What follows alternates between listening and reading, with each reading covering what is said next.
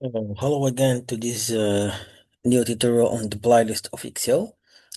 Today I will share with you one of uh, one of the interesting functions that I see for now to combine or to append the data. Well, I will show you that. We'll show you how we can use these functions. So as we see with me here in this spreadsheet, we have some arrays of data. Okay, so let's consider it like a population. So the name of this array or this field is a population, and you see with me the separate values that we have in this sheet.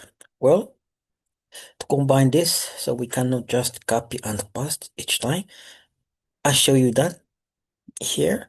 And we have the ability really to use that when we have different sheets in different folder of work. At this time, we can use this function of Vstack to append or combine vertically the data. So this function is a Vstack. So to use that, so we can just, so let's first apply this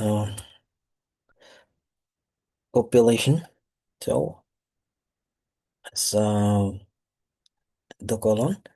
Well, to use this function, you can just write in this equal and apply this function of Vstack here. See with me. So we can select this first array. We have comma. The second one, again, other comma, and we have third array. Okay, and we close the parentheses, and we click the enter, the magic coming here.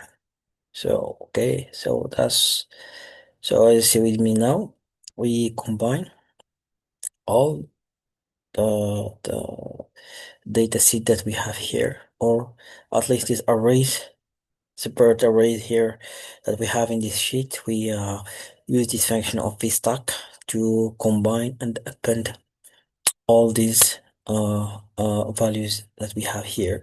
So for this vstack, of course, we have ability, as I told you before, when we have different sheet in the same workbook or any different workbook, we have the ability to combine the data as we want using this vstack function. So thank you for watching my video and see you in the next tutorial. Bye bye.